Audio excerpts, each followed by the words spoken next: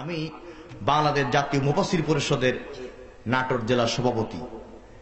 আমার কাছে একজন ইমাম আসলো আর বলল, হুজুর 3 জুম্মায় আমি 3টা ইমামতি হারিয়েছি, আমি গরিব মানুষ, আমার একটা ইমামতির ব্যবস্থা করে দেন। তাই বললাম 3 জুম্মায় 3টি ইমামতি চলে গেল, এর শানে নুজুল আগে বলো। তো বলছে, হুজুর শহরে ইমামতি নিলাম, সভাপতির বাড়িতেই থাকি, সভাপতির বাড়িতেই খাই, মসজিদের মেম্বরে বসে আমি সিদ্ধান্ত নিলাম একটু পর্দার পক্ষে বক্তব্য দিব।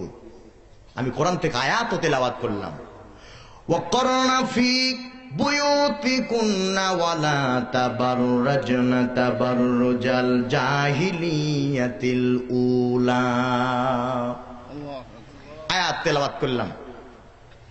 বিগত কালের চরম জাহিলিয়াতের মতো হাতা কাটা বগল কাটা নাপের নিচে পাতলা শাড়ি পরে লীলায়িত ভঙ্গিতে পরপুরুষের মন এবং মস্তিষ্ককে জয় করার জন্য জেনেতনা পোশাক পরে রাস্তায় চলবা না।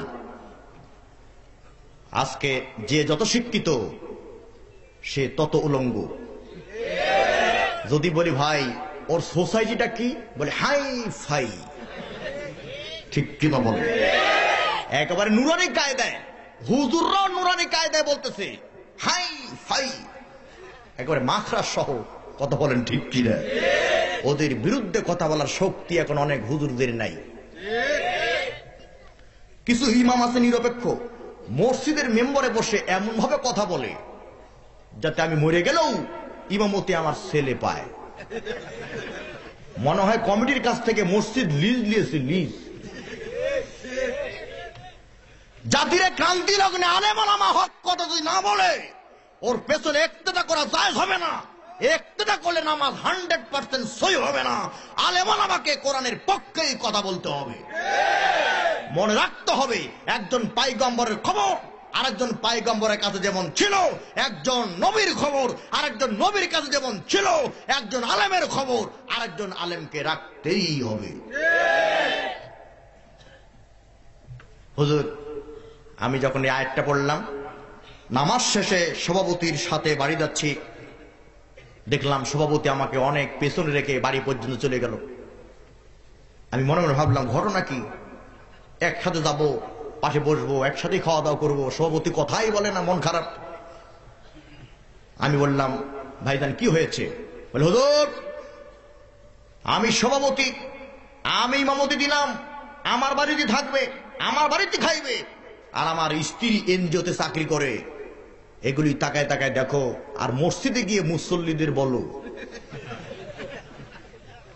আজকে আশা নিরাশা দুরাশা আমাশা আমার দেশের সতী সাধবী নারীকে ঘর থেকে বের করে করে দিল বেপরদার নামে সর্বনাশা। প্রিয় ভাইরা, তো যে ইমাম সভাপতির স্ত্রীকে দেখে বেড়ায় ওর পেছনে একটু তো জায়েজ নাই।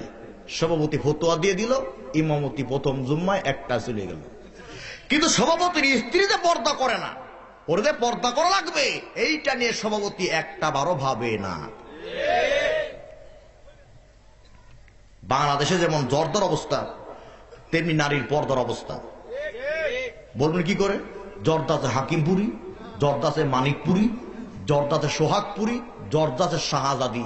তেমনি আমার দেশে পর্দানিশী নূরজাহান, নুরনাহার, আবেদা, জাকেরা, সাকেরা, তহেরা থেকে শুরু করে বেপরদায় চলা হারামজাদি আছে না নাই?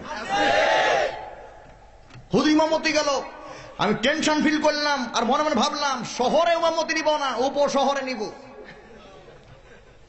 যাতে ইমামতি যেতে একটু রিস্কি কম থাকে। সেটারের বাড়ি থাকি, সেটারের বাড়িতে খাই, মসজিদের মেম্বরে বসে সিদ্ধান্ত নিলাম আমি পর্দার পক্ষে বিপক্ষে বক্তব্য দিয়ে ইমামতি হারাবো না। আমি দিব সুদের বিপক্ষে, যা আছে কপালে দেখা যাবে সকালে। আমি একটা আয়াত পড়লাম, ইয়া আইয়ুহাল্লাযীনা আমানু তাকুল্লাহ ওয়া দারু মা বাকিয়া মিনার রিবা ইন কুনতুম মুমিনিন। হে ঈমানদারেরা, আল্লাহকে ভয় করো আর সুদের কারবার চক্রাকার সুদ খাওয়া বন্ধ করে দিও, সুদের পাওনা ছেড়ে দিও যদি মুমিন হয়ে থাকো। আমাদের দোয়া কেন কবুল হয় না? আল্লাহ কয় এক হাতে রব্বানা যালামনা আনফুসানা, আর এক হাতে সুদের দেনা পাও না, এই জন্যই তো দোয়া কবুল হয় না। আমি যখন এই বক্তব্য দিলাম দেখি সেক্রেটারির মন সভাপতির চাইতেও খারাপ।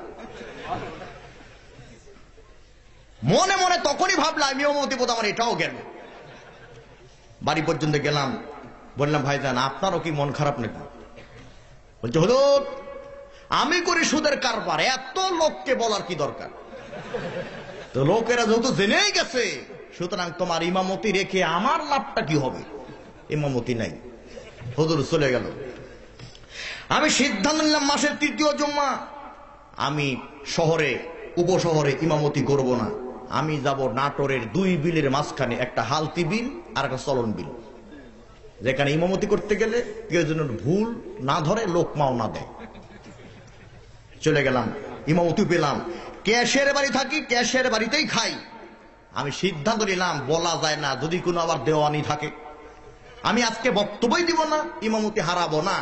আমি মেম্বরে বসে যাব, তল চোখে খালি খুতবার বাংলা অনুবাদ দেখব, মাঝে মধ্যে সামনে ঘড়ির দিকে তাকাবো, যখন দেখবো 5 মিনিট আছে তখন বলবো সুন্নাত পড়েন। তাহলে কি ইমামতি আর যাবে? এই সিদ্ধান্ত নিয়ে মেম্বরে বসে পড়লাম, ঘড়ির দিকে তাকালাম, দেখি 5 মিনিট বাকি আছে। আমি বললাম সুন্নাত পড়েন। সুন্নাত পড়া হয়ে গেল, মুয়াজ্জিন আযান দিল, আমি খুতবা পড়লাম, ও ইকামত দিল।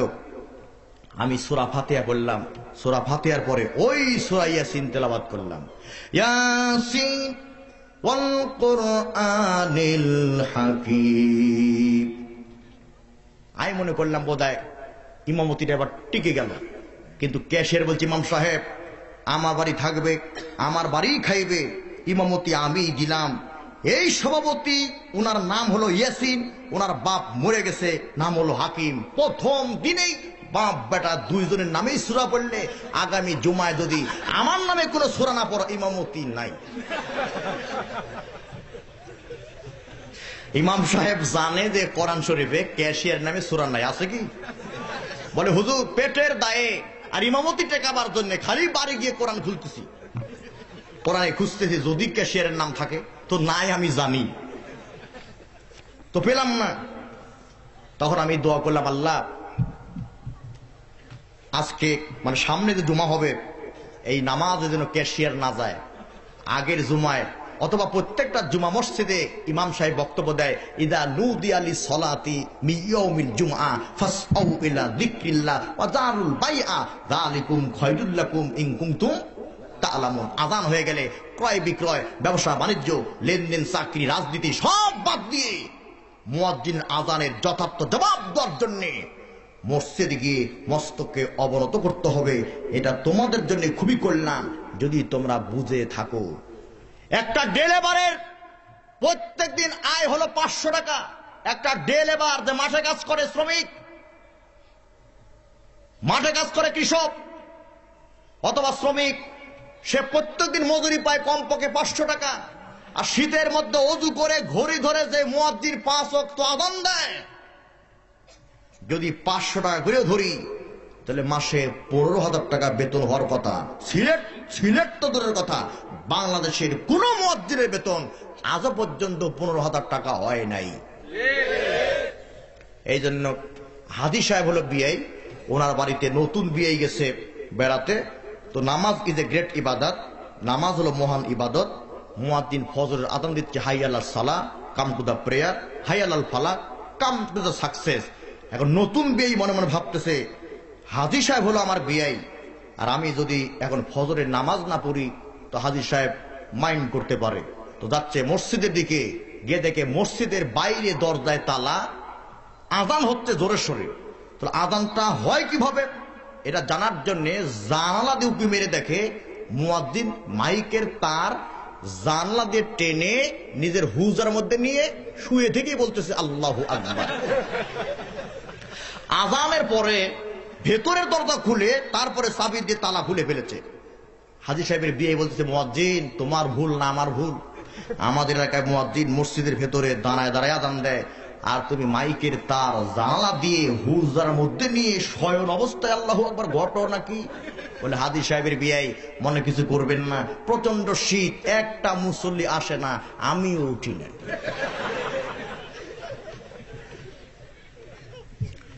প্রিয় ভাইরা, আমি দোয়া করলাম ক্যাশিয়ার যেন না যায়। অনেক লেট করে পিছন দিক দিয়ে গিয়ে মেম্বরে বসে পড়লাম, খুতবার বাংলা অনুবাদ দেখতেছি। হঠাৎ করে ঘড়ি দেখতে গিয়ে আমার নজর পড়লো সামনে।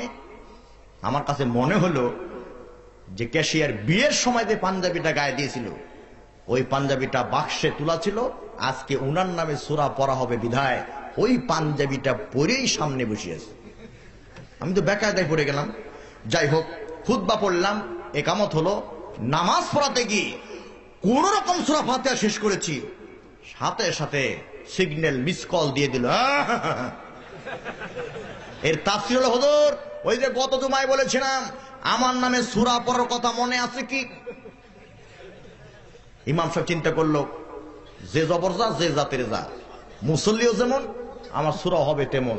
ও একটা ডিজিটাল সূরা বানিয়ে ফেলল। ইয়া বাবর, ক্যাশের নাম হলো বাবু। ক্যাশের নাম কি? ইয়া বাবর আনতা কলবুন ওয়া আবুকা খিনজির ওয়া জাদ্দুকা হিমাত ওয়া ইন্নাকুমুল জাহিলিন।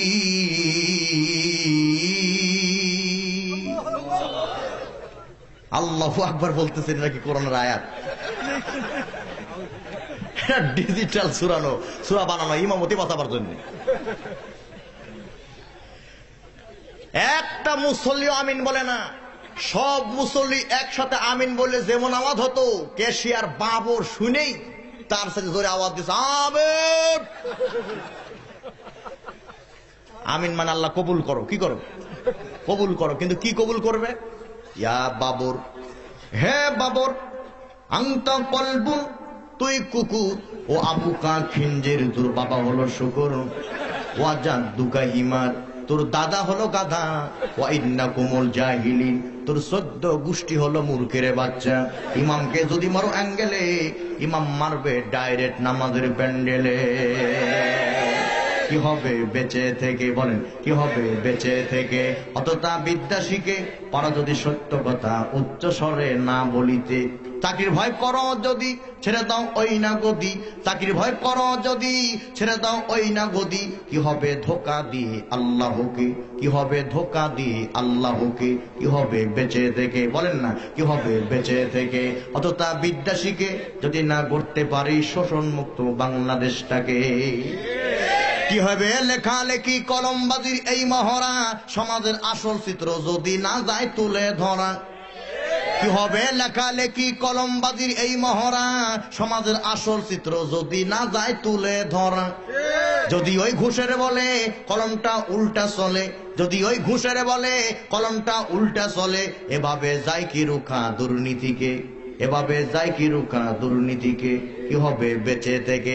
অযথা বিদ্যা শিখে যদি না করতে পারি দুর্নীতি মুক্ত বাংলাদেশকে। কথা বলেন ঠিক কিনা?